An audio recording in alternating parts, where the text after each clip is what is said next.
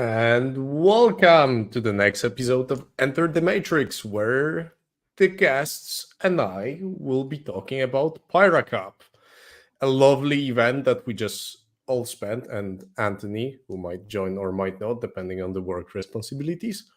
And we've had some games, maybe not against each other, but we got to play some good Warhammer and realized that maybe our teams need to put way more work for this year's WTC. So, how are you, Accurate. boys? So, Ines, you are struck by a problem called meeting Liam VSL, right? I'm struck with tournament voice, I think is the technical term. And my job allows me to do a lot of not speaking, obviously. So it's been great. No, it was awesome getting to come out to Para. It's our second time attending. It's a phenomenal event, really awesome to be able to be included in an event like that. I just can't wait for a moment that Ines will use like a text-to-speech device. It's At some point, hilarious. I love it. Yeah, that would be lovely. So, how are you, Pumba? I know you are in a lot of pain, so I got a message from Pumba being like, "Can you please host today?" So, what's up with that? Yeah, I'm in severe pain right now because I was getting inked for 7 hours straight today. So I'm barely alive, but I'm going to be fine, I think. Yesterday, or rather tomorrow, is going to be great. Right now, I'm Still regretting my going life in. decisions, yes. Yep, it's always great. Yeah, I also remember those days fondly when the bloating, I don't know how to call it, like Swelling. Yeah, Yeah, swelling is the really bad. swelling, my favorite part ever was when it was swelling all around my elbow, all around it. It's really great. You can I feel cannot like a wait for piece my of meat. jump to jump on my lap and me to scream profoundly from the on the top of my lungs, because that's going to happen in this episode probably. Yeah. So for anyone that hasn't listened to our previous episodes, Pyra Cup was held in, how is it called, Ines? It's Mezzalcheck, I think. Exactly. So it was held It's in Miezrec, I think. Międzyrzecz. Międzyrzecz. Yeah, and you're quite on point when it comes to pronouncing Polish names. I'm always impressed by that. So it was held in Międzyrzecz in a hotel, and the idea was that we had 8 teams of 8. 6 of them stayed at the venue, and 2 of them stayed in a different hotel, those being poor Polish lads. So we made sure that all of the foreigners, except their coaches, we unfortunately didn't have spots for, stayed at the main hotel. So there was a huge social part to the whole event, not only the gaming part. But it is also an invitational event. So we had 6 international teams and 2 Polish teams coming over in 2 pots of 4. And from the international teams, we had Belgium, France, Netherlands, Scotland, USA, and England. And then we had 2 Polish teams basically split between Pumba and Duda. And, well, 1/3 slightly better than the other, you might just say. But Wouldn't know what you're talking about. so, yeah. But What's your it's not feelings like on Ollerus after this weekend? But Look. All I'm going to say is we both scored 5 points, and the fact that you had Scotland in your pod, which you drew, does not mean we did any fucking worse than you. We both did shit. Okay, can we just accept that fact and move on? I mean, I can, but we still were, called out by being third. So because this was the event to be obviously about being in top 3, right? Anyway, moving forward. So as I just introduced the event, Pumba, maybe you want to talk a little bit what was the goal of the event, because I just introduced the teams, but how did you approach it as the Polish team? Because I will try to limit Ines and his voice cords as much as possible. I'll be fine. It'll He's be okay. fine. He's all good. So the main goal, and Typhus just disappeared randomly. Hello. back to the topic. The main goal of the event was actually to make this kind of boot camp practice event for national teams, especially to test newer people out, to get them in real life games with some veterans of WTC and such, to have them tested against a very strong field, to have them basically take also the opportunity to prepare for an event like that, because for many people that's very different to what they actually do most of the time when going to events. So it's a combination of all of those to test new ideas, to test the meta extensively, with factions that you probably wouldn't take to the actual WTC, especially like with a pretty narrow time schedule before the event and after the slate. So he had like 1 month to prepare a whole 8-man team with very high ceiling and like even high floor, to be honest, of group of national players, including some of the best players in the actual world, right? So it definitely was still a practice event, but yeah, the field was stacked still, and almost all, if not all, teams went in pretty much prepared and ready to rumble and actual fight for the first spot. So it's a combination of, yes, it's a practice event, but at the same time, everybody is actually tryharding very, very much. Yeah, I, for example, had in total 2 captains approach me just before the round that they wanted me to, for example, during pairings, they have paired me into one specific faction that they wanted me to play. So they said, we'll first defend with that army. Can you attack with you?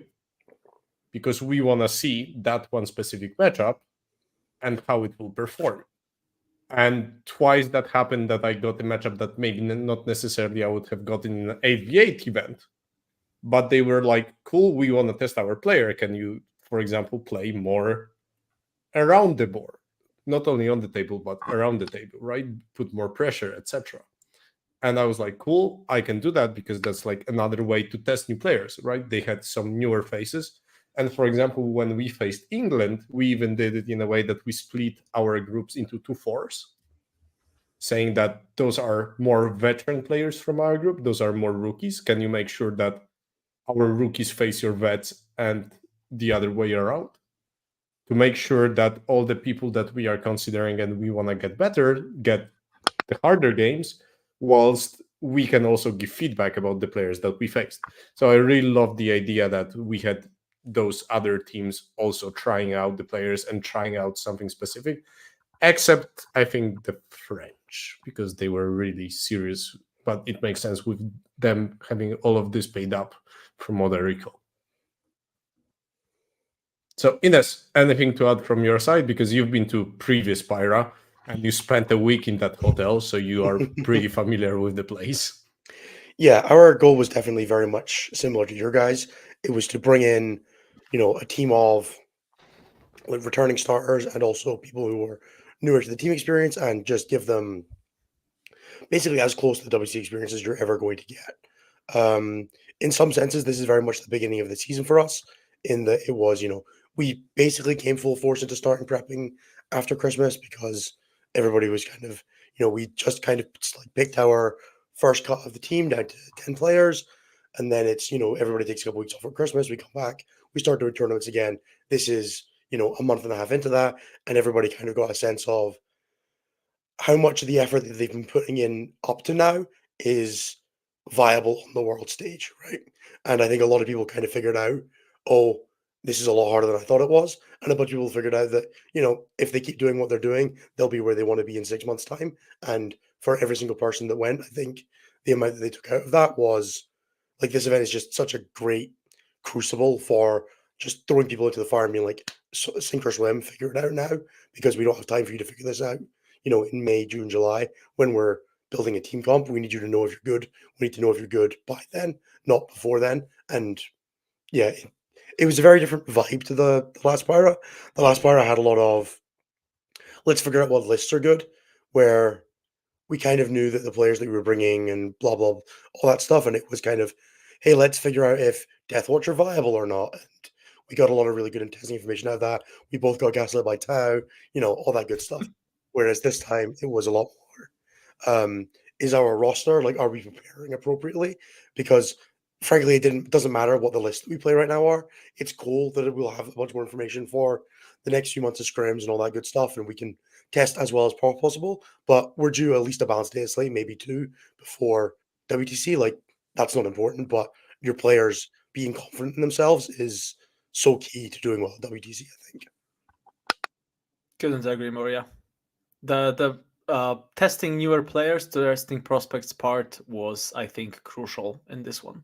I think we learned like a whole bunch of things in this regard. Yeah, we had plenty. As I said, I was approached by different captains to then give feedback after the game, or we actually had like longer talks in the evening when I sat down with Sean or Matt Robo, and those were like talks about what we perceived in our games, what we noticed, and I felt it was very open. Like all the teams there wanted to help the other teams to some extent as well. Like everyone wanted to share their inputs, maybe if they disagreed with something, if they didn't like something. And there was also one thing that I think might not be applicable to the WTC itself, and that is we didn't have much time per round. But I think it created a nice simulation of how much pressure you can have on yourself time-wise. Because I had to make decisions, like I couldn't think a lot during the event. Because after the terrain placement, etc., it turned out that I had maybe 2.5 hours for a game after deployment, and suddenly you have like 1 hour 10 per person, when at WTC you would have 1 hour 40, 50. This is a massive difference that you cannot take a step back at any moment. You just have to full throttle and see whether your initial ideas how to approach a given turn or a given matchup will work, because you are just put into it and you just have to sink or float. And I think this was also really nice to see who worked under that pressure. At least for me, it was very nice, because I always thought of myself as a very slow player, but I never finished last in my team when I was put under such pressure. So for me, it was also eye-opening that maybe I'm just a slow bitch when I have the time. So, and I know this was also one of the main complaints of the event, that there wasn't enough time per round. And I think that's completely valid. And I think this is something that we should look for the next event as well, to have maybe slightly more time, because the pairings themselves didn't take that much. They usually took those 30 minutes, as they should. The problem was we needed to set up all the boards again. Mm-hmm. And this takes like 20 minutes. And I think it's a combination of the pairing system in eights to taking, a fair chunk of the time you have allocated towards the games. And then at WTC, you would hopefully have enough coaches to go around and set up the tables during the pairings, where mostly you would have like 1, maybe 2 people with you this time, or maybe none, because, well, fucking traveling to Poland, everybody. Turns out you cannot always bring enough people. So mostly the players had to set up their tables. So that's a definitely valid criticism, but hard to solve if you want to crush those 5 games into but 2 days. at the same time, I really liked it, because it put us into more pressure, and we could see how people handle it for WTC itself. So I really like that in that sense. Mm-hmm. So, I mean, it was really easy when you were speedrunning your games so that you could watch your players, but Obviously. Yeah, sure, Ines, that's you. That's not us, I think. Look, man, we didn't have a coach. I had to figure out how to become a player and a coach. The easiest way is to be done in 40 minutes. Yep, that's everything I know about Ines Warhammer ever. Yeah, fucking 40 minutes Warhammer. You'll appreciate it at Alpine. I will. Okay. I definitely will. So maybe in the meantime, let's maybe talk about your takeaways as a team, and maybe from your groups. Maybe not to only bash on your players, but also to like look at the factions, because you surely had something in your team that overperformed and underperformed according to your expectations. And maybe let's start with Pumba. Like, if you were to nominate two armies that overperformed and two that underperformed, because I think that both Polish teams took weird team comps just to test Yeah, out, right? definitely. So how did it work out for you? So I think two armies that I would say underperformed for us were unsurprisingly kind of Dark Elder. And I think this basically showed us that it doesn't matter much how many tests you put in. It still matters how good you will go into the to actually aim for the meta that you are expecting, rather, right? So we expected Custodes to be buildable, some Marine builds that could be good for the Dark Elder and stuff. Turns out many of these, like Iron Storm, are still very difficult if going second. Custodes are very hard to catch off in pairings if the opposing team predicts that the Dark Elder basically just constantly puts refuses to take the Dark Elder, and then you end up with the Matrix that doesn't look optimal if it gets to the bottom of it, so to speak. Similar story of GSC. GSC was a little bit of a different vibe this time. GSC was a kind of a pick that was more towards, I think it is worth testing now in the new meta. Let's see how it performs. After we have kind of already established in testing it's not optimal at all, it was way too late to switch the army to something else. And the player who had it, I mean, he's a student, so he had exams in the middle of the prep. So fair enough. So that too would be, I think, the armies that underperformed. But I mean, they were. I am glad that we actually took them, because taking them, seeing the results, and especially having the contrast of what came out of our testing and what happened in real tournament of 8v8s is a good conclusion or result to have in mind when preparing for the next one, right? In terms of armies that's definitely overperformed, I think Sisters especially. I mean, our Sister player was the top 4 scorer of the entire tournament. He did amazing. He was very comfortable into most armies that we came up against. So he was very easy to pair, didn't need any protection in pairs, and still brought great results. So that's definitely one. And honestly, I think I can say Death Guard, just from the Matrix perspective. I didn't have any problems in going against anything. I could be a comfortable defender. I could be an attacker into almost anything to bring a positive score. There was no protection required as well. So very versatile army. I definitely didn't. I fucked up some games. I think I could have pulled out bigger scores here and there, but overall, in terms of especially the pairings proposition, Death Guard seems incredibly strong right now. It's very hard to pin them down. It's very hard to actually put a big score into them, whatever you come up against. And yourself, Ines, if you were to Yeah, sure. have some takeaways. So for the underperforming armies, I think the only really experimental list we brought was the Votan, and then our Elder builds. And I think in both senses we weren't particularly impressed with kind of the what we brought them to do. So we brought the Votan list we brought was kind of it's a 15 bike list. It was intended to go into some of the more resilient things in the meta and be able to just sheer brute force its way through them. With the proposition of the first turn being able to just jump onto them and then being able to just outscore them going second, and it just didn't quite work. The army just felt too vulnerable to not having any real comeback mechanisms if something goes wrong. If you make a small mistake, if you make a very big mistake, it goes very badly, very quickly, and it didn't feel shelf stable enough to be worth really testing. And I don't know how you guys felt about it as the other team had it. I can actually the other team that attest had to list that. Pumba. Yeah, exactly. We had Votan, and I think from the Matrix perspective, they didn't do anything special. They were kind of meant to counter Necrons and such, maybe go into some Space Marine builds, but we paired them against Necrons, I believe, twice, and one of those was the triple Monolith list, and apparently it can get hard scammed by Monolith being absurdly tough for them. Yeah, we found the same thing with the Necrons. We paired it into the Necrons in round 4 against the Canoptic Core, and it just couldn't put the damage output consistently enough. Where once you start losing units as Votan, your damage output drops off so fast because the things that do the damage are so fragile.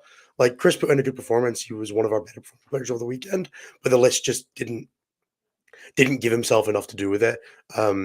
It just didn't have the right degree of options.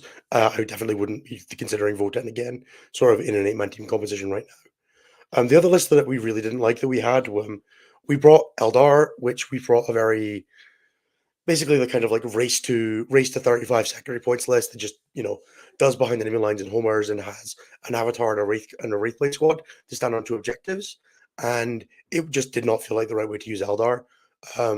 Having an Eldar list that you just look across and everything on its matrix is a 2 or a 3 is just not what we needed out of that build. And we definitely should have looked at a list that maybe had a few worse matchups, but had a bit more ability to go and push for some bigger wins in the games, like what Belgium had with Hugo, where it maybe needs a little bit more protection, but when you give it that protection, it does really good work for you, rather than a much more, Team Scotland scoring 10s is not how Team Scotland gets round wins, because, in a room of a bunch of tier 1 teams, we were not going to be, the tier 1 team that was winning off of getting 7 draws and 1 big win. We were going to get the losing side of a lot of those draws. We needed something that had a bit more, not volatility, but a bit more capacity to push for something more in pairings. And the other list would have been great at WTC for us because we're playing against other people, 2 and 3 teams. It'd have been fine. But here for this environment, it was absolutely the wrong choice. And how did you actually feel about the pairings? Because you mentioned that Eldar didn't work, and the fact that you looked for high scorers. And when I looked at our pairing matrices and actually how the pairings went, I felt quite often that it actually developed in a weird way that you really lacked an option to get a high score from any army. Like the meta is going such hard steer into a drawish approach that if both sides want, you can have 8 draws in a pairing matrix. Maybe in the last 4 matchups, you would get 1 higher win and 1 higher loss because the last 4 pairings are semi-random.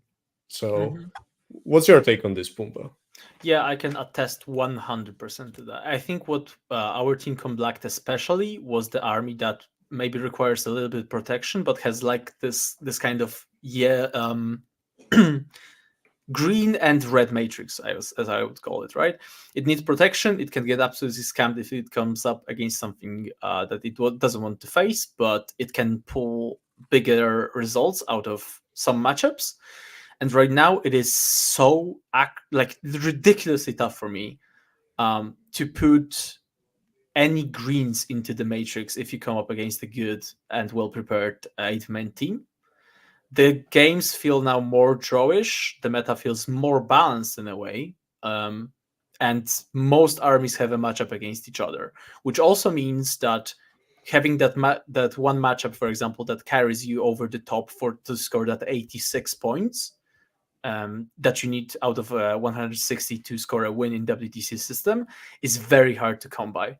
That one pairing that would just flip everything is extremely hard. And basically, if you have 8 drawish matchups and one of them just rolls and like flips for some reason, goes wrong, the dice, anything, some mistakes, whatever it might be, and score you lower than you expected, suddenly you're in a lost territory. So definitely what I will be looking forward to is having some lists that can be more skewed, to say basically. Yeah, and I mean, just looking at the stats for the weekend, there were 5 players that averaged more than 55 a game, and they're almost all lists that are kind of that degree of, if you put protection into this, it will get you something. We had Anthony on World Eaters, which was just the little baby that you protect in pairings. You just try to keep him away from custodies and maybe guard, and he'll go and farm you 20s, and that's exactly what he did. We had Liam on Death Guard, who is just the best player in the room, doing his job. We had Harrison on the Ironstone Black Templars, very much a list that if you protect it from like the few bad matchups it has, it will deliver crushing victories. Storm Raven doing even more down the line of that, even more than like the version that Guillaume for Belgium had and us. You had Kruker on Sisters, who I don't know how you guys were using in Pumba, but definitely sounds like he was just consistently putting up good numbers for you. Especially into Eldari. Like his 2 biggest wins of the event, I believe, were into Eldari, and that's a crazy good matchup for Sisters, and he has played it Yeah. multiple times. So It was one of the only ones I had confidently as a green in my matrix. exactly. And then the last one was Olivier with the Sunset Sanguinius Blood Angels, which again is a list that, if you give it the right matchups, has the absolute punching power to go through anything underprepared. And those are all those teams all top botted, except Belgium with Liam. So, but like all four, sorry, no, you didn't.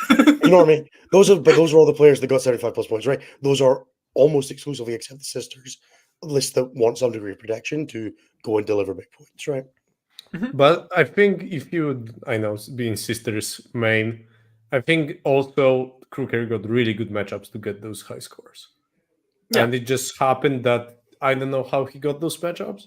It's just he got one of those that he can bring high scores. Well, they fed Yeah, the but- Drakari and the GSC to the Wolves every round. You see, You see, if there is no green to shoot for, why protect the army, right? You just boss it every Exactly. time. So it's so easy then. By the way, Typhus, But can we discuss yeah, which 2 armies you would choose to as your best scorers? and that's where I would go back to, because we only touched upon 2 lowest performers on inner side. But what were your highest performers? So, we don't have any. I'm sorry. In a very general sense, the Necrons did fine, but found them a little awkward to pair. In a couple of rounds, they ended up just pairing into fairly drawish matchups and being pretty shelf stable. Hit your 9s, you'll swing it up to like an 11 or a 12. Don't hit your 9s, you'll keep it at a 10. And then if your opponent makes a big mistake, you can push for a bigger, right? Which is what happened to 2 of the rounds to get the 18 and the 19 that I delivered. But those weren't games that going into them I was expecting an 18 or a 19. You're hoping for like 60 points in 5 rounds out of Necrons and being like okay with that. 65 at a push if you get you get into like Eldar once or something like that, or you're able to like get a pin with it, but you're not expecting big points from it. So in a strict sense, it performed about where we expected it to. And then unfortunately, the level of the room was a bit better than what we could put numbers up for having anything else that really felt like it overperformed. When we got the Iron Storm into good pairings, it did brilliant things. When we played the Iron Storm into matchups that were a bit more volatile, it had its issues. And I would say that like getting like a 15 off the Chaos Knights, very, very solid result. It put good numbers into Tyranids, but then had like a volatile game into Votan, where Votan go first, scout move, that volatility I was talking about, where we had it, we got the raw end of it in another round. So that list did its job, and then everything else just kind of was okay. Guard showed all the standard issue that Guard have, where if they go first and do their damage, they're great. If they go first and low roll a little bit, shout out to 2 mana cores killing 0 warp spiders in the USA round. I know, right? Oof, fucking oof. Fields They of should have Fire into learned 2 from mana my cores. exorcists. My Yeah. exorcists are way better. Roots as well, by the way. This tournament Yeah, for me was basically getting blown to bits by Noah shooting every single time everything looked at my Plague Marines. Like holy. Yeah, I think my first shot with Exorcist into uh, Christopher Radford was like 13 wounds into a Rhino, so he wasn't very pleased with that. That's the problem. And That can happen, and also that's one of the reasons I would always play the Exorcist. By the way, I am yeah, still. but let me get back to the topic at hand, which is 2 armies that I like the most and like the least. So let's start on a negative note. So Chaos Knights, that army just didn't work in pairings. We thought that it can be a good matchup into Death Guard and Tyranids, and you just couldn't maneuver it to get those matchups. It just couldn't happen.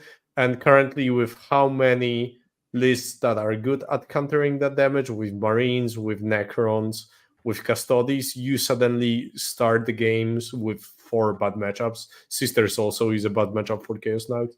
And suddenly you cannot just pair that army. It is impossible to get a good matchup because, as you already know, if an opposing team has 4 counters for your faction, you cannot reliably pair that army at all, because you will never face any of your good matchups.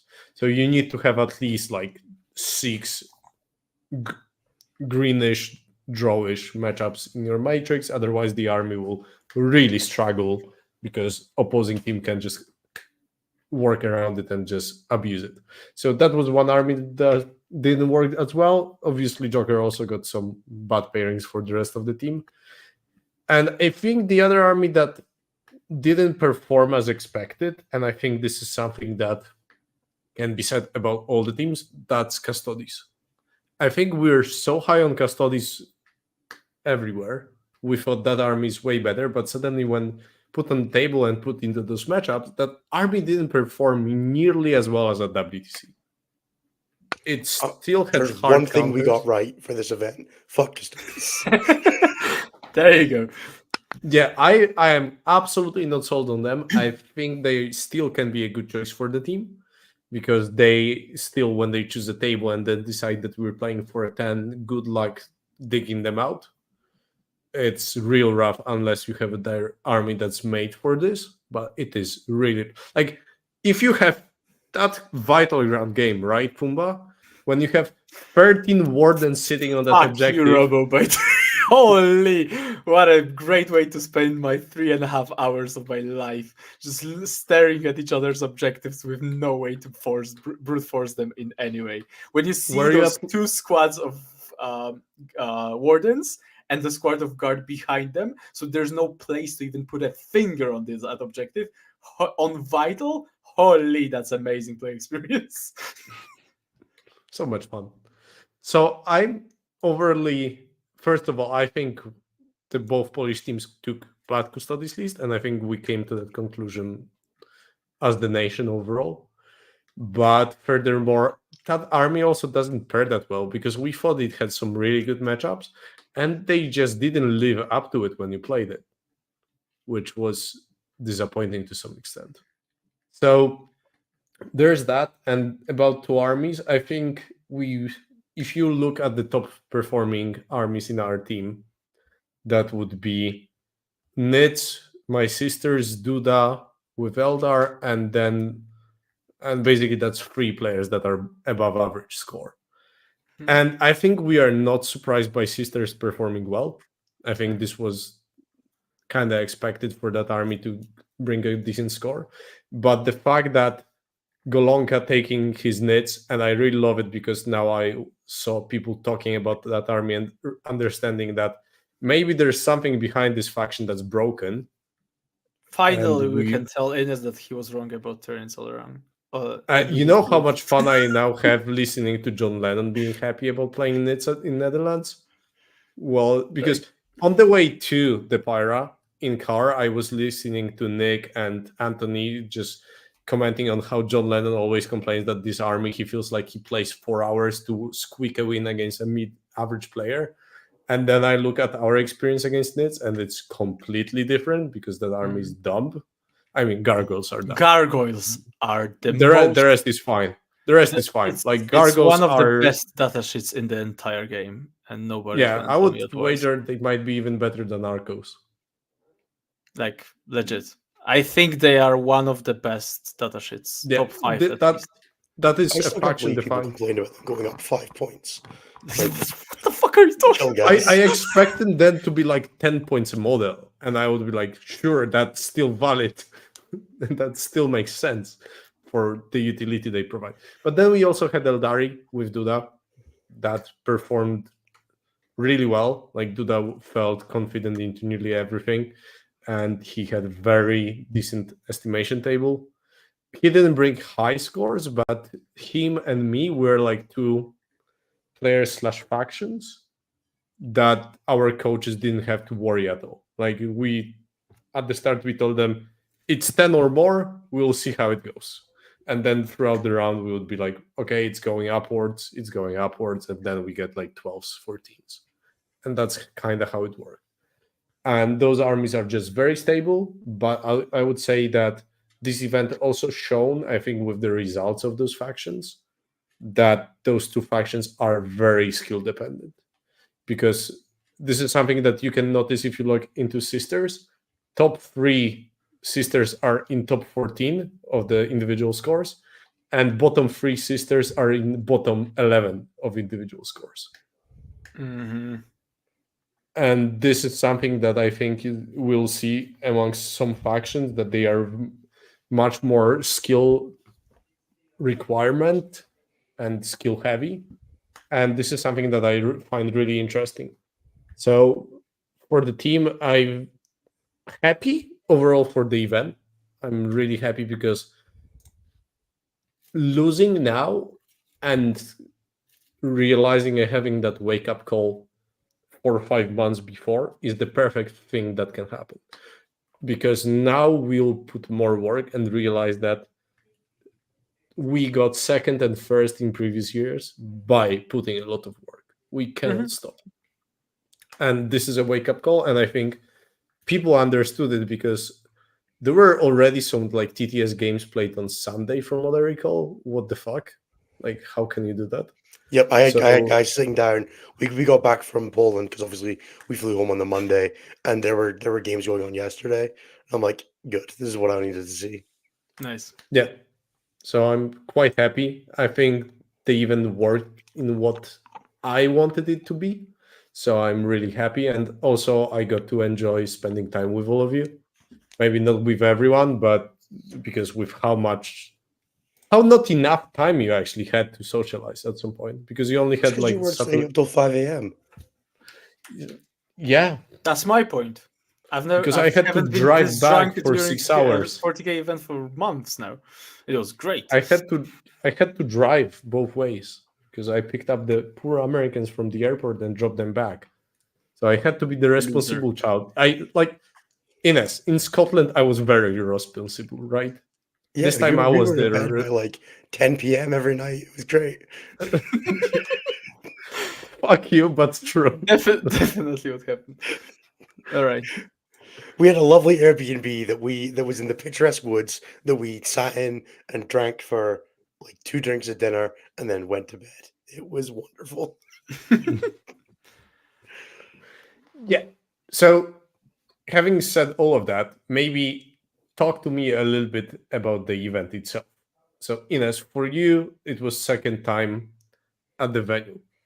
What do you think made this event such a memorable thing to happen, besides being obviously the people? I think that for me, always everyone staying at one spot is something that brings the community together.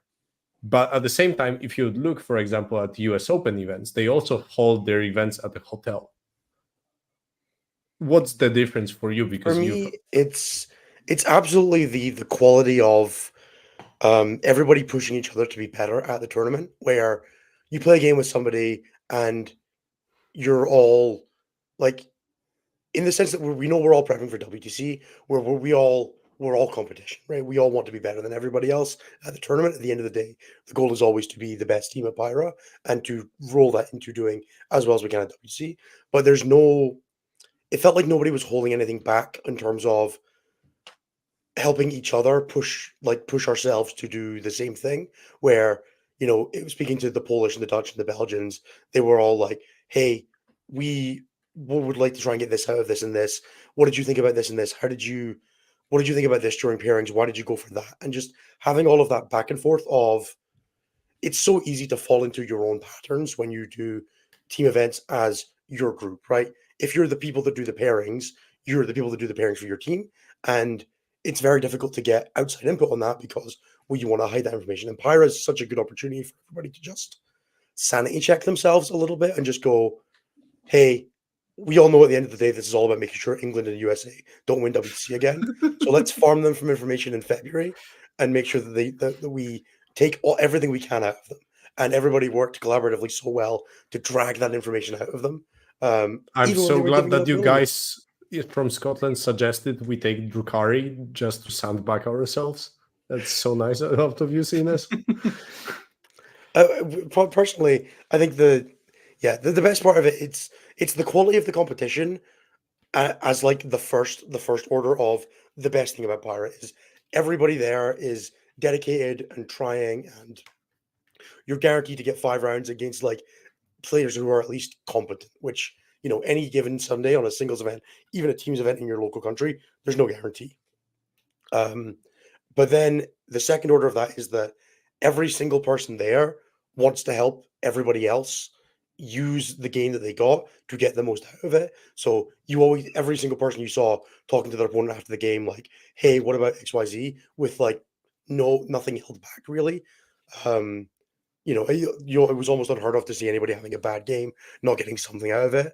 Our poor orc player went through Anthony, then Liam VSL in back-to-back games and learned so much.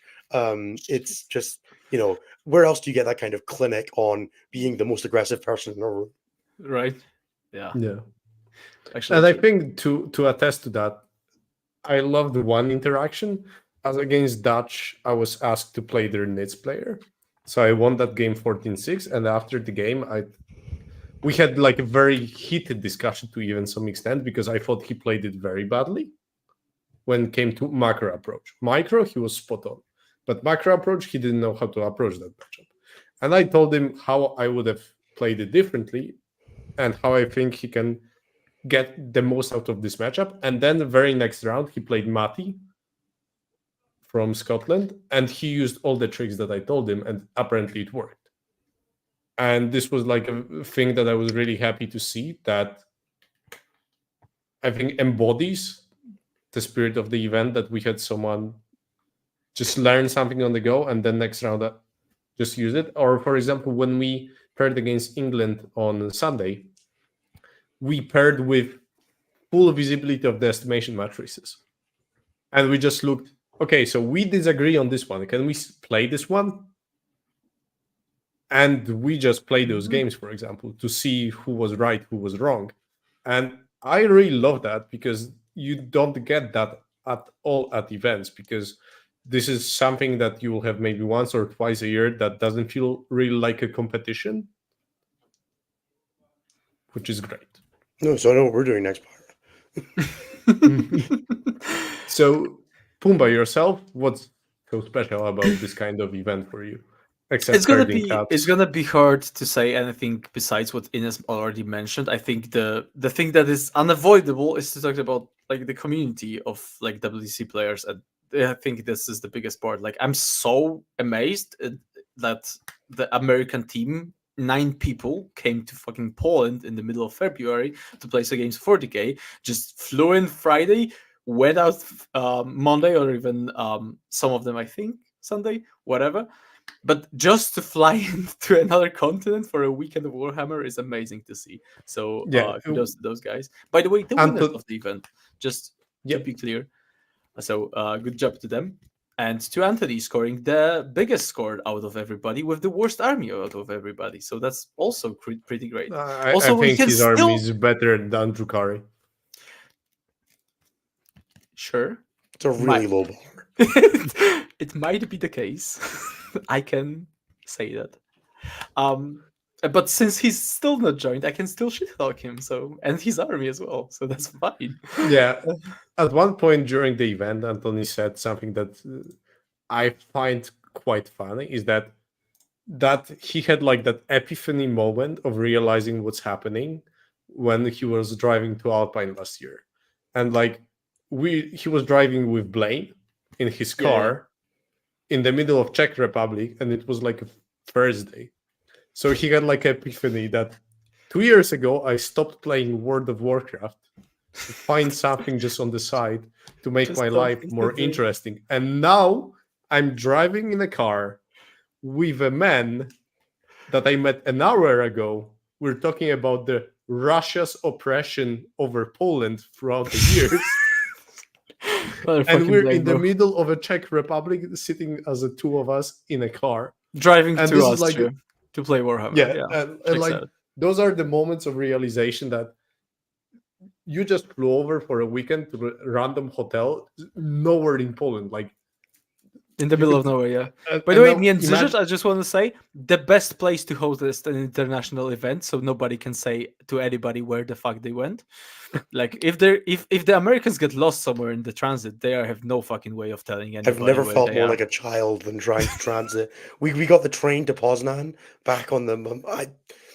Dude, we almost missed, like, we had to change trains in like some little town. Oh We almost no. missed the train we were getting onto, the stop we were getting off at, the next train to get onto, the stop we were getting off at, and our flight.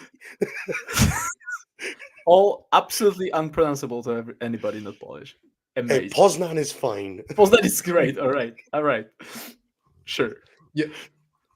So I just love the idea, or like the Americans that flew over to Poland, and then Danny put all of them in a fucking van and drove them out into nowhere. Yeah, legit what happened, right? With no Yeah. native speaker on board, by the way. No, which I no. love. They finally Had finally Zozo? had him. Yeah, Right. they took Zozo, and what's funny? So I was orchestrating who's in which car, going from the airport to the actual venue, and I was like, "Cool, Danny is renting one car. Uncle Asshole is renting one car. I have a car, so that makes it easier. So there's 3 cars, and I was like, cool." Danny has a van which will have more space, so he will have 5 people. The remaining cars will have 4 people. It all makes sense, and I was like, "Cool, let's assign Zozo, the only other Polish-speaking guy driving from Warsaw to the Międzyrzecz, into Danny's car. So they will have one Polish-speaking person." And Danny was like, "No, cool, I'll be fine with it. Like, it will all make, like, chill out. It will be good."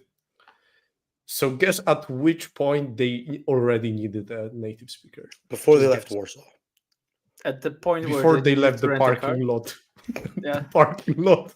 Because that their, checks out. their parking ticket didn't work.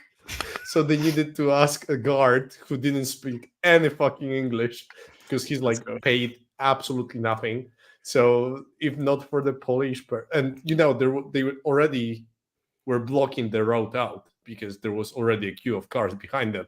So it's not stressful at all. So surely, for reference in the future, have at least one person that's somewhat of a native speaker in the car. It might help you out. Or it so might you know. not, to be honest. But hey. I've got a question for you to jump back to the topic of armies and conclusions, actually. What is the army, one army you regret not taking into the Team Cup? Guard. Other than Guard, because Guard was a kind of, in Polish teams at least, Guard was this kind of matter of consequence of not no Guard players. Scarrick being in Italy. Exactly, Scarrick beating some Italians up. GK, I think. Grey Knights, right? Grey Knights, yeah. Grey I Knights think I were was very more decent. impressed with Grey Knights than I was expecting to be. They seemed like they did the Custodes job, but also had a few better green matchups. Yeah, I think both of the HK players kind of had very similar and like drawish matchups across the board with no real upswings or downswings. But in terms of being a whole lot of work to score a 10 very consistently, great. Absolutely amazing. I remember Leshu saying after the first day where he, I believe, scored a solid 30 points out of all 3 draws, literally 3 draws, 3 10 10 draws. And then he went on and scored like a 13. And he was like, holy shit, that's so exciting. I won a game of Warhammer. I'm sure I'm so going for a 60 or like a 55 finish. It's going to happen, boys. It's fine. And I'm then absolutely Sako caught him on his vengeance arc. and then it was like, I tried to push with Grey Knights. Let's never do that again. So Yeah, that I did think not come to fruition. other than Guard, if I were to mention a faction, I think it's Dev Guard. I got the pleasure to play against Chris Radford. That was which is another tangent, but I got to play 2 factions I never got to play before with sisters. Actually, 3 factions this event. I never played into Dev Guard, Votan, and Tau, actually. Mhm. because we don't have many of those armies in play in Poland usually. So I was pretty happy about that, and I was very impressed with Death Guard on the board when I saw it being used against me. And I still think that Chris's list was suboptimal, but I saw the potential of the faction, and I think it is really good in a team. And I see it being an absurdly powerful tool in some matchups where it can just skyrocket you a high score. If Liam's So- playing and Pumba's winning with it, it's broken. Thank you for that. I was, by the way, my prediction before the tournament was literally, and I said it to everybody, I'm gonna fucking sweat all over the floor, play a solid 4 hours of Warhammer, fucking try everything I have in the repertoire to get at that fucking 13, and have Liam come up to me 40 minutes into the round with a 20 already. And that did happen. You averaged a 12, buddy. Well done. Multiple times. Let's go. So that absolutely happened. In terms of the armies that we were definitely missing, and I think this would be like a perfect fit for that army that can push high scores, is the Space Marines. Because we didn't have like a solid Space Marine player on our comp, that like taking that either Blood Angels or Black Templars. Oh my god, did we miss those extras? Rangers are so good, dude. It's not even funny. Like I cannot Yeah, imagine either a 5-man or an 8-man team go without them. I saw the Templars list. I saw them on the board, and I was like, this is the pairing that I do not want to face the most, because I can imagine I can just evaporate. Which as one? sisters. The Righteous Crusaders or the Ironstorm? Both of those armies I felt like quite, I mean, not bad for sisters, but I felt some kind of fear. Watching Guillaume and him in their good matchups just rip through people, I want to play Space Marines again so bad. Like, And you just might it's not even very funny. soon. I would Oh, never. All right. What do we have left in our schedule? What do we want to discuss, Typhus? In terms of, can we just? All right, I've got one for you. World Eaters. Anthony did horrible things to people this weekend. Would you bring World Eaters to your 8-man team now? Okay, After let me he's done that. quote the man himself. My army is bad, my opponents were worse. Jesus. The man has no chill. He is the violence, apparently. Okay, and I agree with that statement. I think in the Saturday evening, after he scored a solid 60 out of 60, I was like, okay, Anthony, I'm still not willing to admit World Eaters are any good. I'm more willing to admit that you're the savant that can just carry the faction before I admit World Eaters are good. Like, legit. Yeah, I did admit Anthony was actually good before I admitted the World Eaters were good right now. I won't do either, but Let's go. Yeah, I I'm would- not I would super. World Eaters. I'm I still think- not sold. Like, legitimate. I am think not. the problem I see with them, we had many experimental team comps, and World Eaters have few problematic matchups, and they rely very much on putting a lot of pressure on your opponent. And if someone doesn't know how to handle that pressure and haven't had enough reps into World Eaters with their faction, they will lose. And when Against they someone lose, that has played like 200 games with them, yeah, that might be a problem. yeah, but if you face someone that already knows how to approach it, what you can sacrifice, and how do you want to trade against that faction, yeah, I think this suddenly becomes more of a problem within pairings. And the question is, as I mentioned before, if your faction has 4 really good matchup and 4 really bad, it suddenly can be a very detrimental tool in your pairings that Or an will just amazing get one. sacrificed. From my experience, if the average team knows how to pair into it, you can have a team comp that's really good into it. I don't know. We will see more at Netherlands, right? With Anthony bringing World Eaters there. we'll There's see no more. way Dino hasn't immediately jumped on them. Yeah, sure. Also kind of true. So I'm not super sold, but you were also saying, Ines, that you weren't sold. Oh no! Oh no He's no only an no hour no late. no! Oh no no! Hi. Oh no no no! Oh no no no! All right. So you That's a have perfect moment. what I a know, moment to just join so you Anthony. know, just so you know, Anthony, Pumba just asked us question. How do we feel after your performance about I heard Word it. I was Eaters? listening.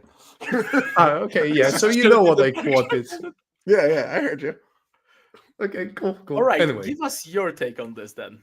I think that at the point that your opponent needs to be really good on the right mission, not going first, playing a specific army to beat world leaders consistently, maybe we can just finally admit that the army's all right in teams.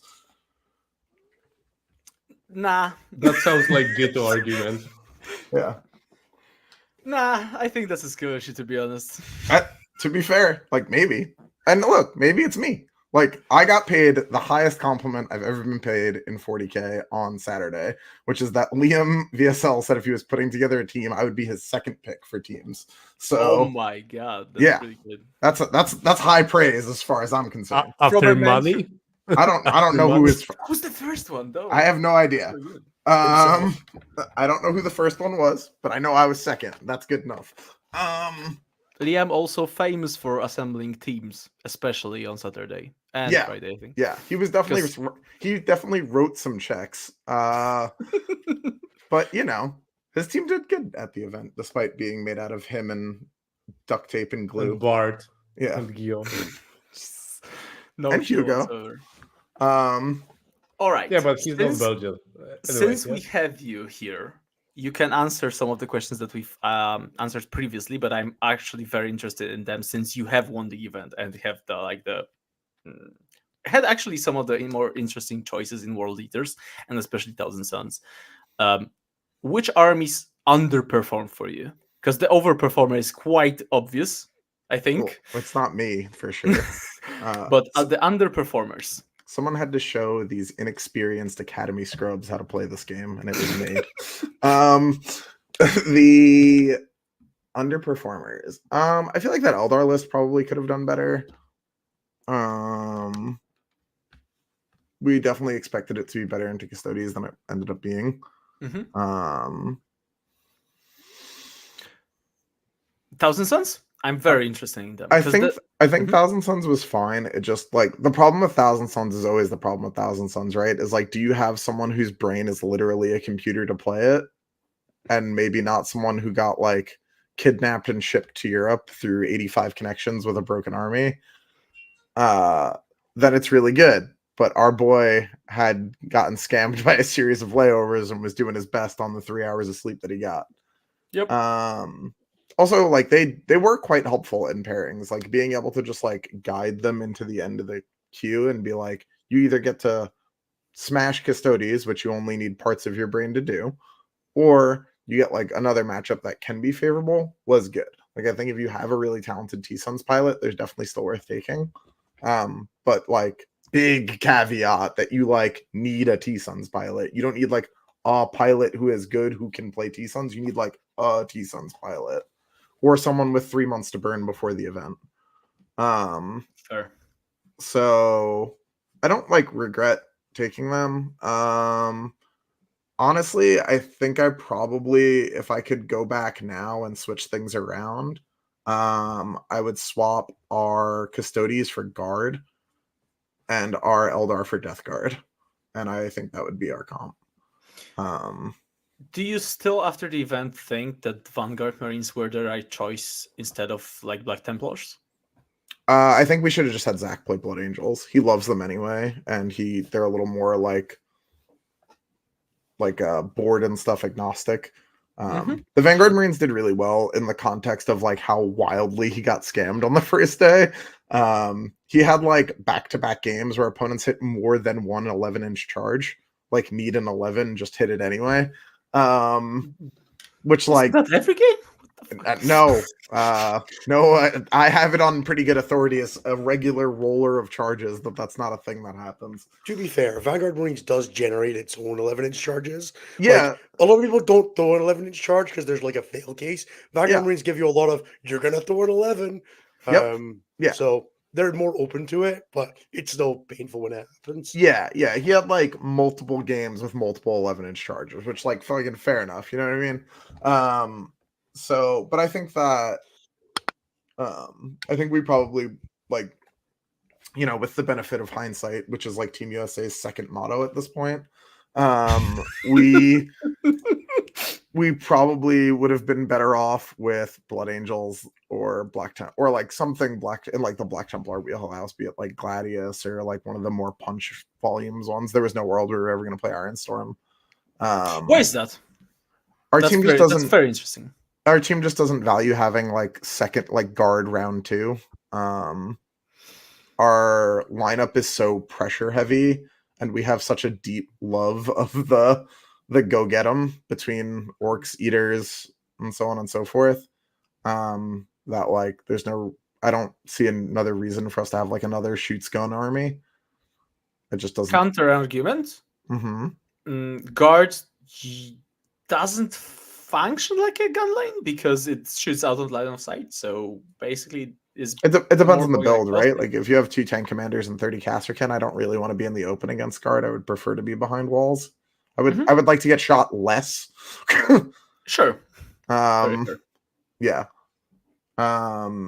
Yeah. I don't know. Like I don't really think that it's something our specific comp particularly values in a world where we have what feels like plenty of answers to Custodes. Like Custodes on paper are super good to us because we have so many melee comps, and then if we just don't play them, it doesn't matter. Yeah. I would like you guys to give me your 5-man team cup right now, as in like 5 of 8, not in 5-5. I think that's very difficult. What are you thinking when like the 5 choices that you're almost 90% bringing to an 8-man team camp? So the hard part is like, let's go with Typhus. Okay. Typhus. Are we on the team for this? Yes. Okay, so we are one of the 5. Sure. That changes my answer. Okay. No, I'm talking about factions, not who is the team. Sure, Anthony, you can roleplay that we'll be on a team someday. Okay. Not like in 2.5 fucking weeks. No, leave me alone. I was safe. And then 3 weeks later, Alpine. So I would surely go with Sisters Death Guard. Those 2 factions, I just was thoroughly impressed throughout the event. And then I think I'm a little bit different approach than others because I would go probably Nids. And then after Nids, I would go Marines and Guard. That would be the Crons. 5. I don't rate Crons as high after the event and seeing how they performed, Right? as I did before. I think you can trap them. They're like Same. impressive in singles, but in teams, it's easy to be like, here's 2 bad matchups. Sorry. Same with Custodes as well, yeah. Absolutely agree. Yep. I think you can make an 8-man team comp without them. Okay. I genuinely think for teams, 3 best armies right now is Sisters, Death Guard, and Marines. Those are the 3 best armies right now for a team. I can 100%. That's agree. how you start because those armies open up you everything. Because Sisters and Death Guard just mean that whatever happens in the pairing, those 2 armies can help out the other armies, and those pilots just don't give a shit what they play into. Well, I mean, it's the Alpine Classic, right? Those armies scores start at a 7. Basically. and then it goes up if Unless things you're go rude. well. Yeah. If you're rude, your score tops on 7. So No chill episode this time. Chill episode. I gave him my blood Great heat. my blood blessing tracker after the event. Hopefully that helps him get better via osmosis. Oh my god. Stop it. I mean, don't stop it. Fuck this guy. Like his exos are literally just stacked and broken. And what the fuck was that? I will never forgive him for that.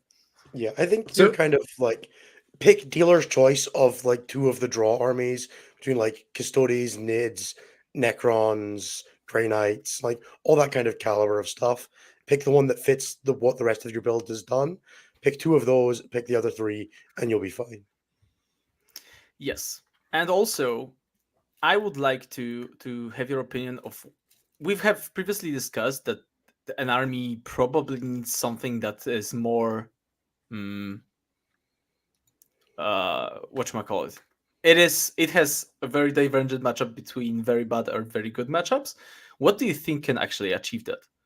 Because I think it will be one of the hardest things right now. And Something. don't say world leaders, please, for the love of God.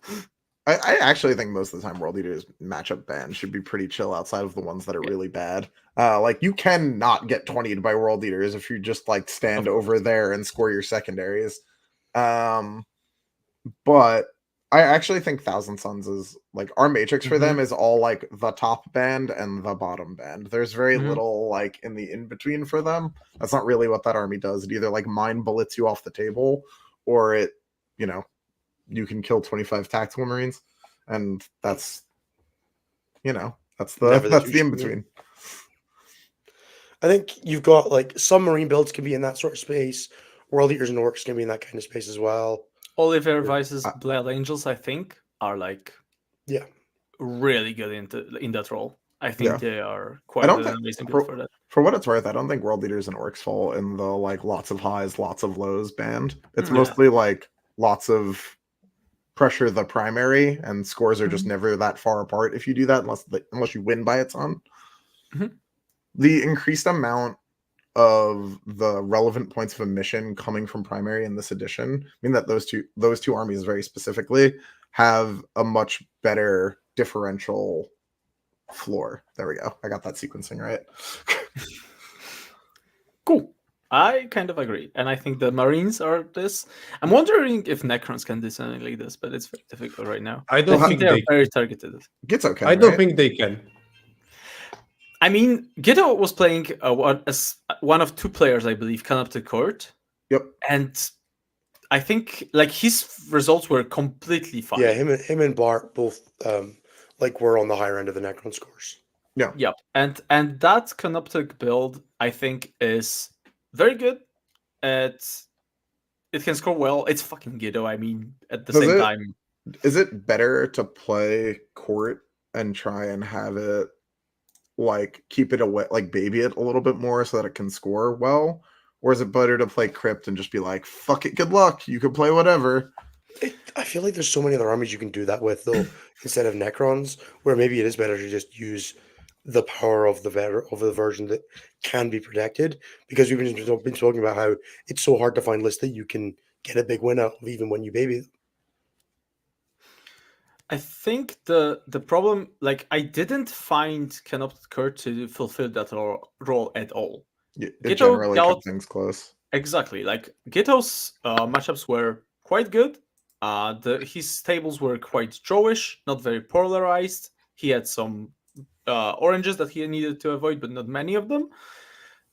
He was a great, especially the Canoptic Court build, I believe, is a great answer to Guard, which is a big one, which is why we brought it. We expected more Guard to turn up because they are very good still. And that was one of the builds that could very comfortably go into that. But I think his top score, looking at it right now, was 14 into Death Guard. Court's just not very good at pushing. It's one of those. Exactly. I think, like, legitimately, with outplay, with very many like things going the right way, his like top score would be a 15 still, depending on the mission. Yeah, I mean, some armies. Sorry, Anthony, go for it. I was just gonna say some armies are good at winning but not pushing, right? That's common. And I think that might be Kurt. Yeah. I would struggle to imagine anybody going like a solid 20 unless the opponent fucks up. I think, and the obvious army in the room is Guard. I think that army can just bring massive scores. I think it's really hard to push Guard unless you're like Eaters going first or something like that, though, right? Like, yeah, I mean, as Guard being the army that brings high scores. Oh, sure, yeah. Like, I I still think- think it will be a prime example used in all of teams to bring you high scores if babysat the pairings. Yeah. Mhm. I would agree. I think mean, clearing up the space to allow guards to just fucking roam through something is definitely a way to go. I would have gotten a 2 in my game if Angron didn't res on 5. Or a 3. That's how you do it. Probably a 3. But yeah. That's how you do it. Prince. It's that easy, boys. It didn't hurt, I'll tell you that much. I can Yeah. believe that. Rolling 2 of the 6s and then picking up the 1 dice from the 1 icon I had and saying easy 6 and then rolling it was definitely pretty funny. I Have you love ever when been people do by that. Angron coming back, Anthony? What'd you say? Doesn't sound like a thing. What'd you say? Have you ever been hurt by Angron coming back? No. Have you ever like taken the 3 6s and then been like, damn, I wish I had the buffs instead? Holy. I've just taken the buffs instead once. That's happened. Someone killed him, and I was like, all right, well, I still have most of the rest. Advance and charge. Goodbye. Sure. All right. Okay, now before we get into show questions, I would actually like to ask Anthony a question because you weren't here before. So for you, what was your expectation of the event for you and the team? And then how did it match your expectations after you guys finished? We tried really hard in prep. We like basically treated this like a mini WTC for a bunch of reasons. Like we really chose to use this for a lot of the guys is like, hey, you may not start this year in Belgium, but as far as February is concerned, you are a Team America starter. So act accordingly. So people put in a bunch of time and a bunch of practice and stuff like that to try and play really well. Going in, we were probably a little like overconfident in some of our army's ability to push. Like Eldar was one of them, and the Vanguard was another one. I definitely think we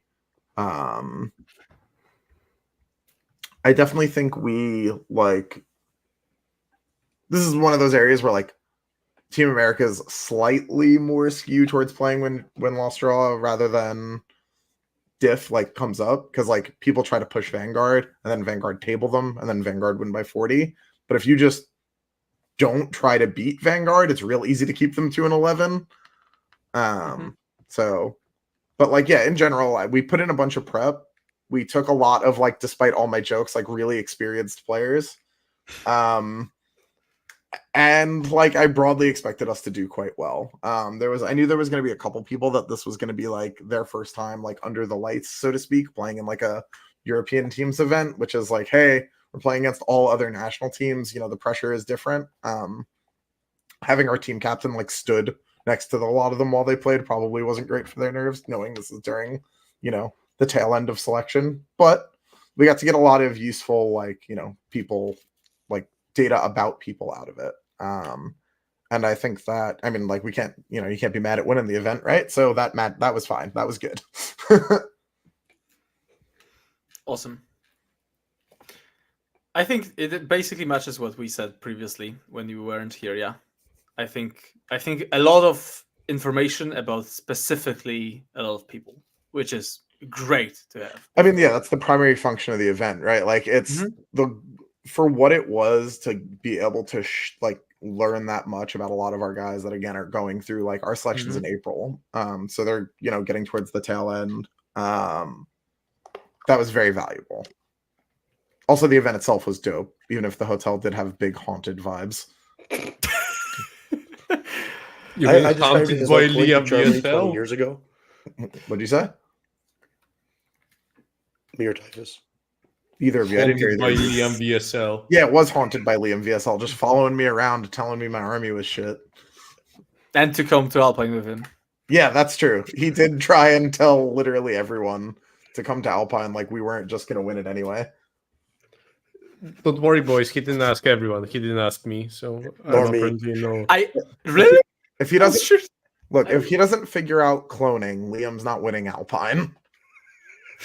I loved how he approached Anthony to ask him if he's going to Alpine with him, then me, then Brian, and then he came to Typhus and was like, Typhus, would you like to coach for the team and stuff, like, so I can jump yes. in? That was fucking Yes. chef's kiss. Yeah. All right. Disrespectful.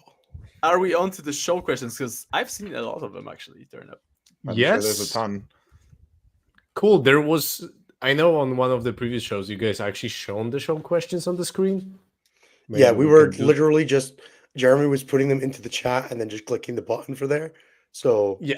So maybe Pumba, you can do that because I tried logging in during the beginning of the show and I just left the show. Then Strong. Yep. Let's go with the Powerful questions subject from the energy. chat first, then, and then we go. IT professional, by the way. Yeah. Of no, course. I mean, all right. every time. I can. Okay. Oh, I'll pull the it question is from the still- chat. Cool. Do you think going for predetermined attackers and defenders is strictly better in 5-man teams, or is it viable to bring 5 good singles lists from Pius? I would say it's probably better to bring 5 good singles lists, Yeah. I agree. Unless, especially like, if you're new. yeah, I agree. If you're new, just focus on what you know best. I think, especially now in this meta, army comfort is the most important resource you can have. Legitimately, it will provide you with the best data, and when you have the best data, instead of like trying to figure out on the spot what the fuck am I supposed to do into this matchup, this army, is the player good, bad, how am I playing it? It's gonna score you the most. And you can In even terms of, see like, that Pyra, preparation. like if you look at the top scorers, everyone is their faction specialist. I would never. Is Liam in there? Because I don't think he can be qualified as any faction, like in specializing of Liam any, is a in any Warhammer faction. Yeah, I was specialist. He gonna say doesn't he care. Basically, he played his specialized faction, Warhammer. yeah, I guess that is true. Think about him. TTS view in real life is overpowered. That's all we need to know. Dude, it works for Um, Sean too. That's real. Right. For my perspective on this, if you're gonna play your first team event, just bring 5 singles lists. If you want to like make a nod to trying a little harder to build a comp, have all of your players pick one matchup that they're like hedging for a little bit in their build, and just say, "Don't worry about it," but make sure it's a different matchup for everybody. Like you can have your custodians guy go, "Oh, I have this in my list because it deals with the blah blah matchup."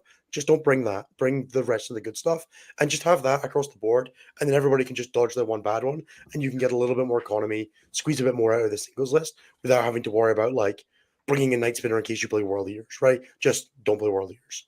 And then if it happens, cool. One of your guys caught that. The other 4 lists are all better, and that you can make a little bit more of like a nod towards it without having to go fully into like designing a team composition. No. Great answer. Okay, then Is there a Polish player named Timon to match with Pumba? There isn't, but that's basically Typhus. yeah. Yeah, There you that's go. fair. I would love to have my nickname changed to Timon, if anything. Like just You're too far in. Like, I'm I sorry, know, man. and I it's, hate it's it. never. I- It's not going to happen. You even have like variations on your nickname. It's like all different. great. Brian Sipe asks, can we talk about the disrespect Poland showed orcs and world eaters in Matrixing? Okay, Brian, we wanted to make sure that you feel confident going into Netherlands and Alpine, okay?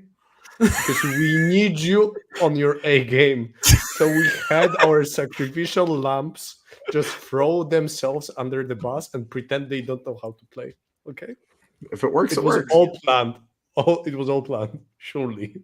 Carefully executed. I like 100%. That's exactly what happened. I'm sure. How the fuck did you pair the knights into the world eaters? I will never learn. That's one of the most incredible things that have ever happened. My army's bad. Joined late, how did Scotland do? Not great, pal. Sorry. They attended.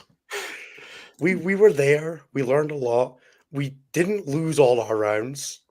Some of them did drink out of Liam's chest during the event, so 2 they of did us. have a I have pictures if you need them. like, bro, 2. I don't think- Yes, So I have my pictures of both of started, them. my started but left some, and so I finished it. And then they were, never mind. Just move on. They were there, and they were great lads. They did get absolutely scammed.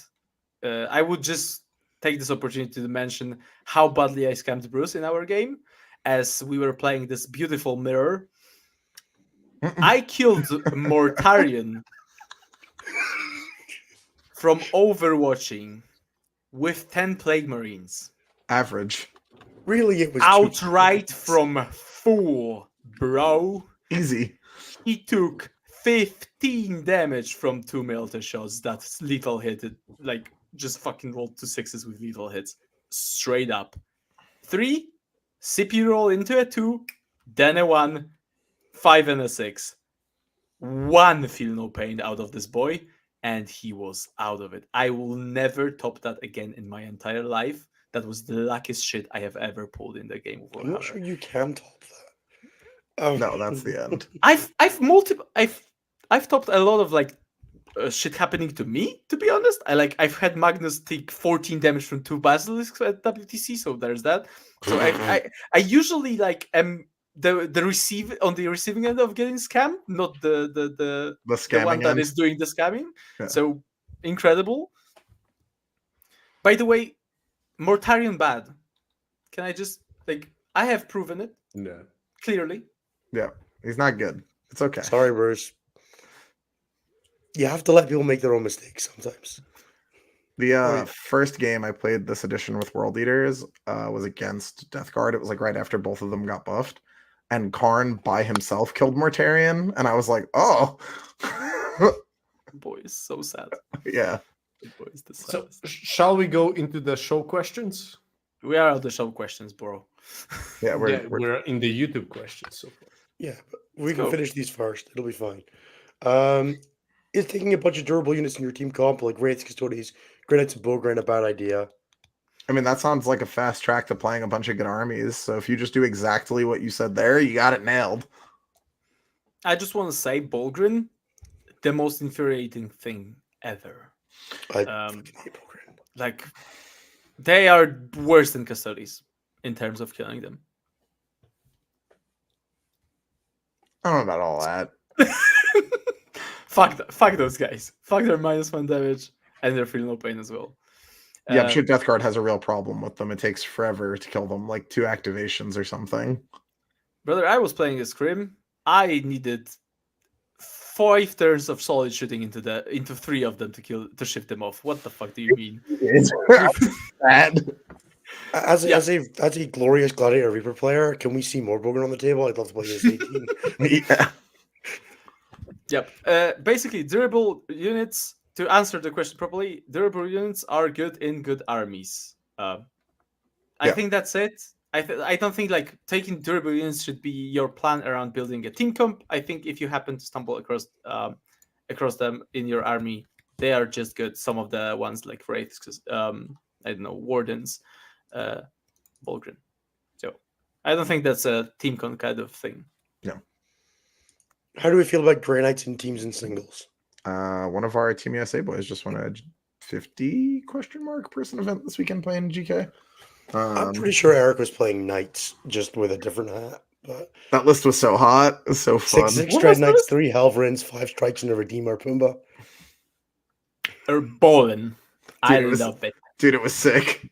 I love it. Anti-Fly 2 up is so funny in this meta. Right? I think Grey Knights are amazing. I think Grey Knights are an incredible, solid pick in teams. Both of the Polish teams kind of proven so. Very solid. Won't score you very high, but won't stumble most of the time. Sometimes you get scammed or you just get outplayed. Poor Whatever, Lesh but blew his own Librarian up as his first activation of the game. he did that 3 times, by the way. Yep. During this event. Good. Straight 1 up, and just 18. Good. First Librarian rolls a 1 into a 6. 3 times, 3 games, bro. Good. Holy.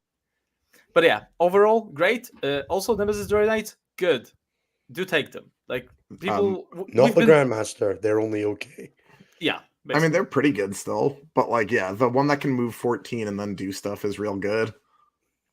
Like, people I think, were underestimating them before. Like, we've had them... Leshy was playing them at our bootcamp some weeks ago at this point, maybe a month ago. Yeah, then they And got was already 50. like, they are fine, and now they've gone exponentially better. Shout out to the Catan that killed 2 in combat. 4 and 4, baby. Let's go. Ines, you mentioned you had to play player coach. Remember, you said that after WTC, what does a good coach do for the team? It helps communicate between players as games are going on and support your players focusing on the game. You're basically aiming to make sure that your players know what their goals are for every game, to keep track of whether they are meeting those goals, and to have an eye for where you have players that can have the opportunity to make up shortfalls in point scoring, and then also to just like get your players water, watch the table while they went to the bathroom, all that good stuff. It's just you are the ultimate facilitator for the player and the team combined. Yep, I think coaches are the lifeblood of the team, kind of. They are the nervous system. They are the kind of thing that feeds the team. Nervous. That's a Feeds very the team good in like the very real sense of feeding the team, and feeds them information and communicates between every player. I found them also being very useful in any confrontations or like difficult situations at the table. I feel the coaches, because they are kind of removed from the game itself, they are not so heavily invested. They might be good for solving some issues at the table as well between them, like joining the players, two coaches joining two players and figuring out stuff and like calling judges, etc. They can be the mediator in this case. I think that's very good as well. Oof. Ducky. Duck says, unless they're Australian coaches, they just get us food. If Mini Chima keeps it up, you'll be Maxi Chima shortly. That's right. Oh, Jesus. Last one is, how did no one pick guard in the 5 teams and now they're MVP for pushing? Because we didn't have our guard players with us, and we only have like 2 in the States. Same. Yeah. Legitimately, Guard, only it was reason. fine. What'd you say? We had guard, it was fine. Guard did their job. Like legitimately, the only reason we didn't bring guard was lack of players. All right, Pumba, run us through the show questions. Let's go. Josh asks, how did the Skatak, the Wraith Knight that you brought into Jumpy the team, boy. Jumpy boy. The jumpy Yeah. boy. The jumpy boy How was did it- so good how that did it do? Typhus said we should take 2. And now we're not taking Eldar. And now we're not taking Eldar. That's unrelated. Yes. And And I think that's the correct choice, by the way. Yeah, we got there in the end. You either take 2, but don't take Eldar. Yeah. amazing. Any other unit choices that you found surprising, maybe across armies? I think I'm gonna like have a bit of a Death Guard rant. I think Death Guard are in a very weird position where there's a lot of builds. Like Liam was running something completely different. Then we had the Chris Radford build, was just also completely different. I think Death Guard is an army that you can tech into some things. So like if you take Preds or PBCs or just the Brigmortarian area, you're fine. But I was very surprised by how diverging like the ideas of how to build Death Guard are overall. If you take the triple Predator, triple PBC list, holy fuck, that's a lot of armor. Fat Blood Drones are really good though. Oh, they are. They are. Yeah. The So 2 good, it's not even funny. Holy. The 2 flamer boys are stupid. They are really good. Chef's kiss. And the fact that they have fall back and shoot, right? And Is charge. just- and charge. It's Yeah. so good. Yep. They also OC a bunch, right? OC3. Yeah, more than a Rhino. Yep. Nick asks, which army surprised you by their performance, both positive and negative? We kind of discussed this in detail during our show. Yeah. Can you touch on pairing strategies used for getting 2 melee list decent pairings in Metal full of Custodies and Yeah. Death Guard? You just don't play the Custodians, and then if you play Death Guard, you just beat them anyway. Valid. Fucking asterisks, your mileage may vary. That's quite a big asterisk. Yeah, if you're not me and Brian, your plans may go differently. The main thing we were doing was just trying to apply like pairing pressure. So like there's only so many answers to getting rushed, right? Mhm. In a comp, and especially from like a combination of like experience, mission, army, go first or second, that teams are willing to put up with. And we generally found that very often people are very uncomfortable with the concept of like, what if I have to go first into insert thing here? So you kind of got to lean on that a little bit. Sometimes you will take like hey, if they take, if we put, orcs and world eaters up, maybe they do fuck up the eaters if they get to go first, but they're taking a coin flip that they'll go first. Otherwise, they'll get 20'd. And that happened a whole bunch of times. Or they'll just have bad information on it because there's not a lot of good pilots of those given factions in a lot of places. Very fair. Melee is really hard to play correctly. And aggressive stuff is really hard to play correctly. So you can often, like, if you have legitimate dedicated pilots for that, you can kind of leverage that. Fair. Derek asks us, what was your favorite weird list choice that you saw that ended up being effective? I'm gonna go with the readers finally. I will not stand this anymore. They are ass still, Anthony. It doesn't matter. You can mute him. I'm going You have to the power. I'm gonna actually go with the French Tau. I think he did okayish, not like the greatest. I think Tau was a controversial choice. I think they could struggle into some things, but I think that list, I played it against the first game, and I was absolutely unprepared with the amount of damage that the Riptides can still I was do. so Like- surprised by the damage like, output when I played. Every time I heard about Riptides, I was like, yeah, every time I play is like, yeah, but I mean, they're fine for 165, and Dude, they are tough, no, and OC is no. good, They're so and they good. don't really do damage. Holy Dude, they don't do Shit. damage to big knights. That's what the Tau player meant. And Exactly. if you are infant, like T9 or less, you're just dead. Every time they shot at my small knight, even it was legitimately just fucking gone. Yep. Every Tau time. players are just like, it doesn't do as much damage as last edition. Therefore, bad. Yep. Like holy, Yeah, they getting shot are by that just big not funny. flat 4 guns sucks. Yeah, It's I was not even like, funny. I felt uncomfortable losing like 5 Arcos from one unit. Like, what is Mhm. going on? I was Yeah. uncomfortable losing most of my Plague Marine squad from Overwatching units, so Ah! there's fucking that. Yeah. So yeah, I'm gonna go with Tau. Any other choices? I'm literally I really playing, like the Tau and the Blood Angels list. Yeah, I'm that's literally good. playing Blood Angels this weekend at an RTT after watching Olivier play a little. Bro, I want to work on that list so bad because it's my babies. It's the Blood Angels. Yeah. And it's hard to justify switching from Death Guard since it's just so good, and Yeah. I'm legitimately having fun, but I still might do it No, because I hear you, holy- dude. Dude, I have a Blood Angel tattoo on my fucking leg. Like, like they are waiting right on the shelf, and they are just ready to fucking go. So yeah, I might do I'm gonna that. go. Just think, Pumba, you can lose the turrets in a whole new and exciting way. Let's go! I'm gonna be very excited about that. That's also on my leg. Oh yeah, by the way, we have the Scaffold dice now. So You guys if should you We'll catch us eventually at focus, I if you promise. catch us on like me and Typhus and everybody on any tournaments, ask us for a Scaffold dice. You I will probably bought get 60 of And them if you to pay have $15 my on Arc of Patreon, Bugs. you can even ask them for a kiss on the cheek. them. Exactly. Yeah. Josh asks, do you think the team's meta stays centralized around Marines, Custodies, Necrons, Death Guard, Sisters, and Elder? Which other factions are good choices in the 8? Dude, I I think, think we Eldar tr- are trapped. You've I think, covered unless I, you're- think, I think like 3 of those aren't even in the 8.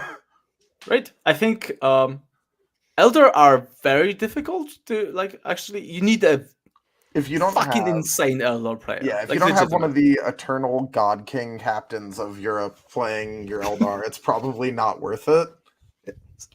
Asterisk all Liam. Yeah, sure. He's captain now. He joins the ranks. True.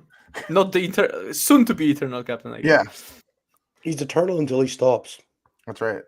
Yeah, but I'm I not think sold. After the event, I'm not sold like you necessarily also need Necrons or Custodies in the team comp. I don't yeah, think so. same. You Same. do need an answer for them, though. If you're not taking them, you better be like Yes. on top of answering them. Mm-hmm. Yes. 100%. Yeah, if you don't bring an army and you lose to it, that's on you, bro. Yeah, like you can't be like they were bad, not take it and lose to it. Right? Right, Anthony? Dude, I have no idea what that's like. Not even the last year or anything. Henry asks, what's your opinion on the different Sisters of Battle builds currently, and how do they fare in the current rosters? Are the differences that we are seeing is people taking into specific matchup? Thanks. So actually, I'm very let's Typhus, you take this. So first of all, I have like 40-minute episode with Nick coming soon, just about this topic, because you might have found me at Pyra sitting in a corner, me and Nick just showing us our little plastic sisters. And we were Like, bro, look, I look, was looking for you look. everywhere, and then I come into one of the halls where the games were finished, and you were in like a frozen fucking room with open windows, just two of you, Yeah, it was looking at each no. other's Then sisters. Rude, almost. then Rude and Kruger joined. So we had Like, four holy sisters shit, now. that was some sect-like shit. That Dude, was fucking the sisters players are the worst. They're not even close, but like like. I was like, isn't that Custodes? Or Thanks, I guess. So I think this event exemplifies that when you play sisters, you need to play a build that you feel. Yeah. This is an army that you can build in many ways because you have so many viable data sheets. And I think this event just fully exemplified it by the very different scores of the top and bottom players. Because two players took very similar lists to mine that I played before, which was Rude and Mati, and they, for maybe many reasons, didn't perform as well. And I think my main guess is that they didn't understand how to use the resources within the faction correctly. And this army has many different layers of resources. And I think then you can score more than 7, right? I'm gonna just say, do bring Saint Catherine in your sister's build. I think it is ridiculous to not bring her. I've heard this opinion that she's not required. I disagree. She's really good at scoring homers. I on turn strongly one. recommend, though, if you do bring her, you remember that she has a 6 of Field of Pain aura when you picked it at the start of the battle round and are getting shot by Ironstorm. Strongly recommend that next time, if you could, please.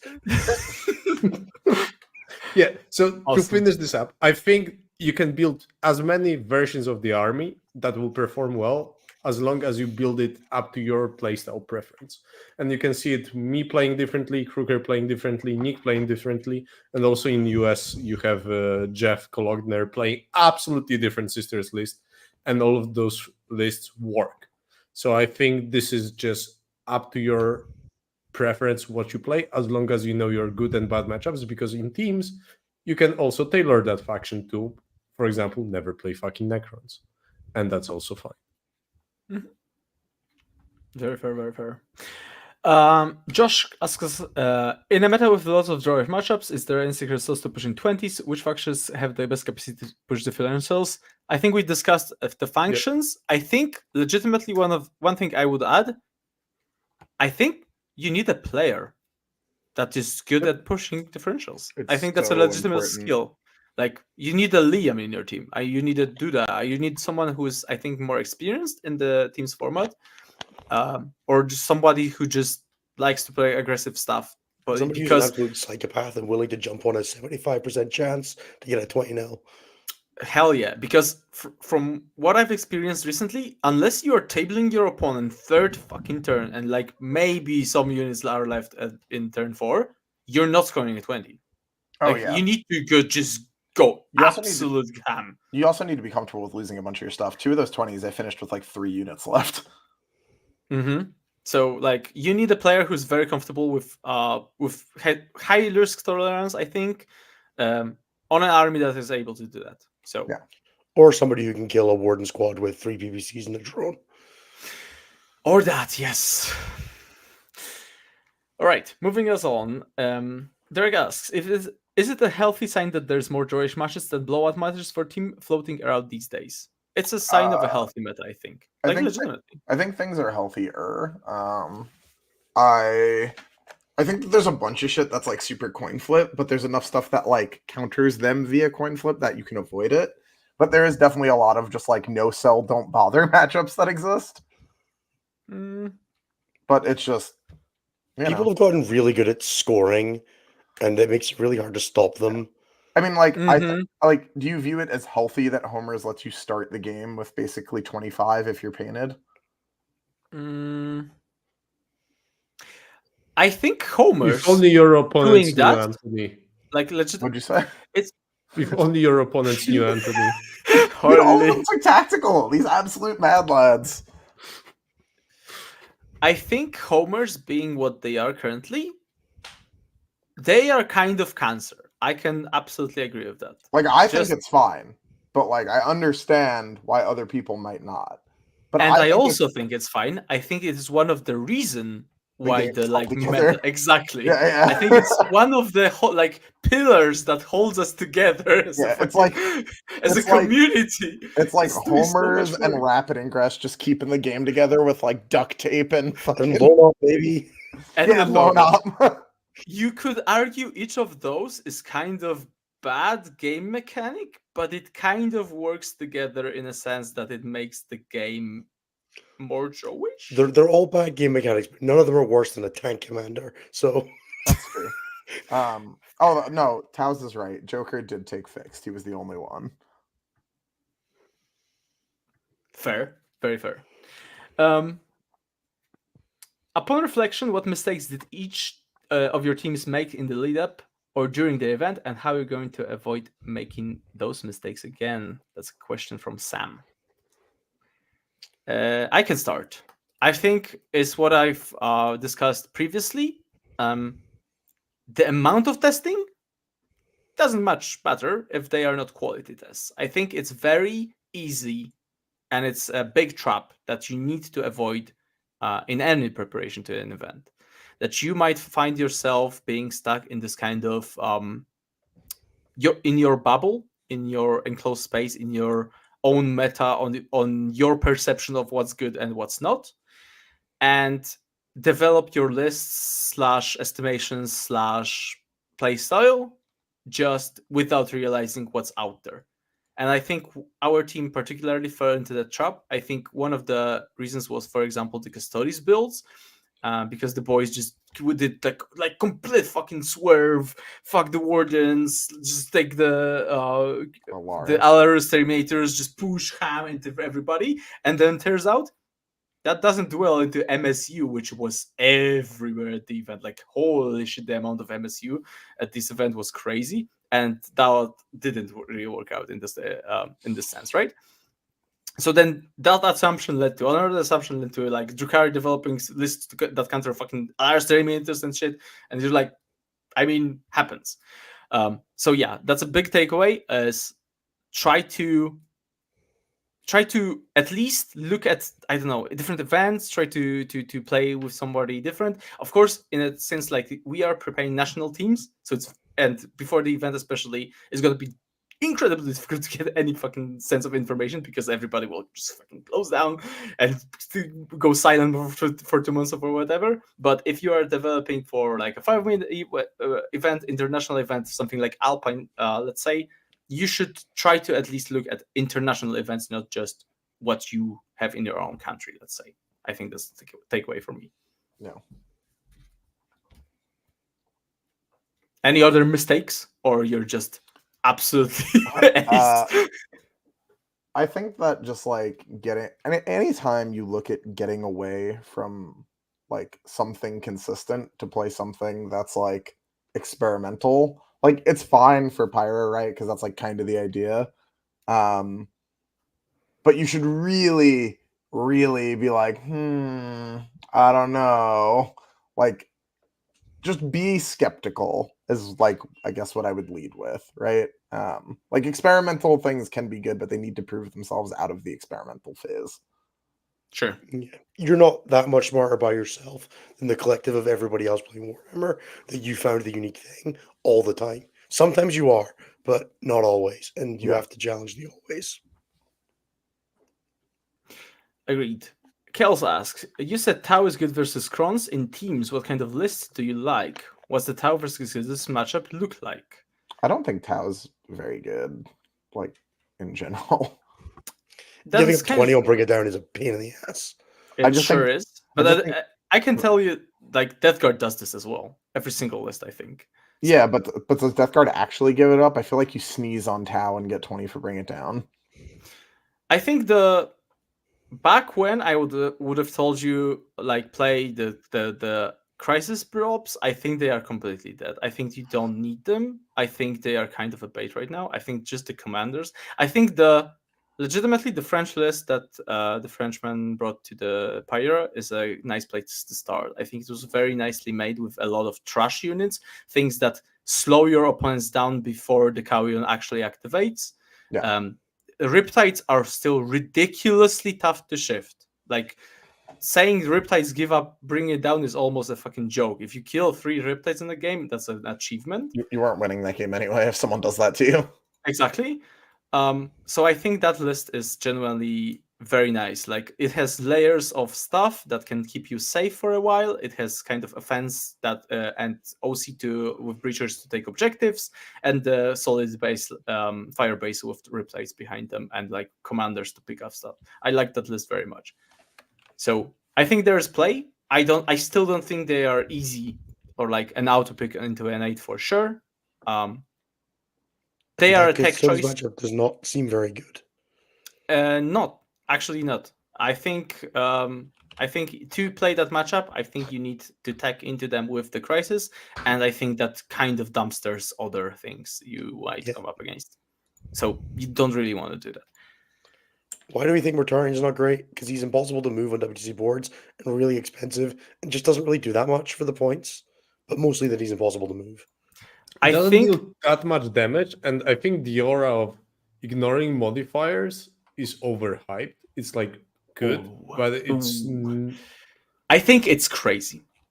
I think his aura is insane. If Mortarion was a, I don't know, fucking 60mm Terminator model that you place in your deployment zone for 150, I guess, 160, 70, whatever it might be, he's the best thing. He's just amazing. But he's not. He's a 325 model that has almost no offensive potential, and he's not difficult to shift if you focus him. He's a fucking Riptide with a Philopane. And he costs double what the Riptide costs. and deals less damage. And deals less damage than one Riptide, right? Like, there's so many comparisons, it's ridiculous. He punches like a wet tissue. And the movement thing is just a cherry on top that kills the most completely for me. How are sisters best used in Teams meta? Take all comers. Yeah, however you want. Exactly. They can be whatever you want. They can play into your stupid shit like Elder and beat them. They can take almost any matchup and turn it into a draw. That faction right now for teams is like the wet dream of every captain. You just don't need to worry. You're just fine, and they will bring you legit points. Just don't give it Canoptic Core. Sure, like there are some matchups that are just You gotta dodge kind of one. scuffed. Yeah. I mean, oh no, the army has one bad matchup. We'll be fine. So, sisters, I think the most versatile army right now in terms of team comp. And so, as we've discussed, you can tech it into different pieces. Like, there's so many choices that Codex is not even funny. Every single unit is like, I don't know, 50 points or something. What are some tactics to convince my FLG community to try teams play? And what is the best format to dip their toes into team plays if we have regularly 16 players in our monthly RTTs? 4v4? Difficult question, actually. Isn't 4v4 like the most complex part of pairings? It's Yes. like the back end? Yeah. Yes. Yeah, basically. So I think 4v4s can be a little difficult to manage, especially for the first time. What I would say is I am very not good in like giving this type of advice to players. I assume based in the US because of the FLG tag. But what I can tell you my experience, and maybe it somewhat translates to you. I think if you have a community of 16 players that play RTT quite regularly, you try to form a team of sorts. Like grab some of them that want to go into team plays and practice together for a team tournament. I think what you can start with is even TTS leagues that are going around. These are great places to learn that require almost no commitment of traveling or any sort of thing. You can start to develop your skills in there, and then you can transition to coming out into bigger events, or like making yourself do a practice weekend, for example, against each other. I think that actually might be easier to organize than an actual team tournament in 16 people format, because I think that just might be a little bit scuffed, to be honest, and like forces people to play armies that are just not theirs or they are uncomfortable with. So, and then like after you try, you need this kind of you need to have this will to learn, let's say, because teams are legitimately different, and that's fine. That's the best part of Warhammer, I think, is still learning. So if you put enough time in and try this like TTS approach, and then go to a bigger tournament, for example, as a team, I think you will love it. So that would be my answer, is try to dip in like slowly, try TTS stuff. If you hate that, try to doing like just treat it as a scrim, right? Instead of a tournament, meet up with 8 people, try to do the pairings, try to do it like team comps and stuff, and then play against each other and see like how different lists perform, how different armies perform. Do it slowly and like develop as a community. That's the best I have. Oh my god. Are we done? We did it. We might be. Let's go. What an episode. Holy. A big one. And you know, we'll have more of those because Netherlands and Alpine, and we might nearly Bro. all be there. 3 for 3, baby. Let's go.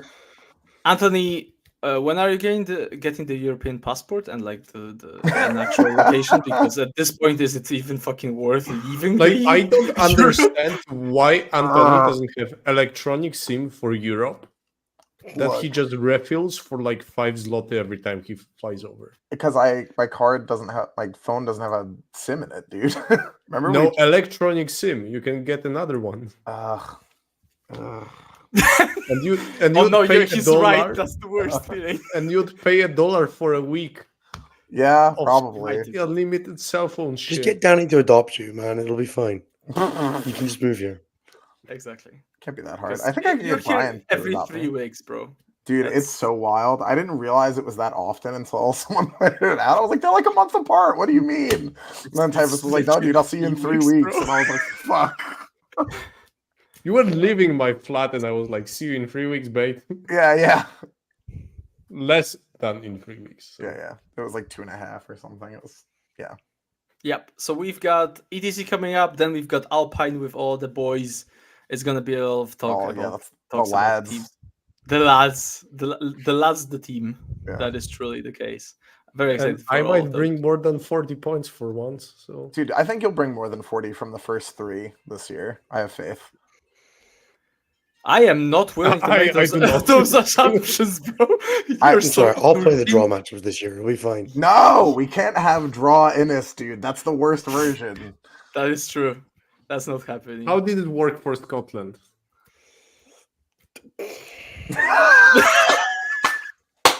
And on that note, if you enjoyed the show, Yeah, please consider Ines, maybe do you want to do the flags? I understand the flags. Let's go. Just abuse his fucking voice.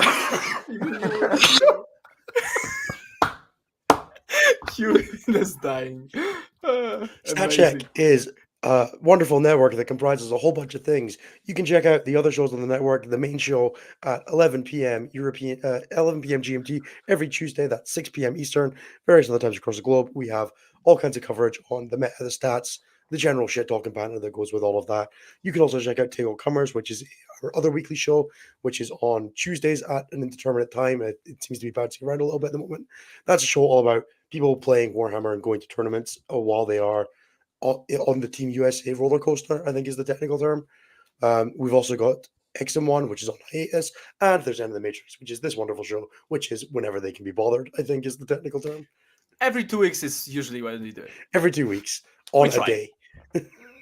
We try.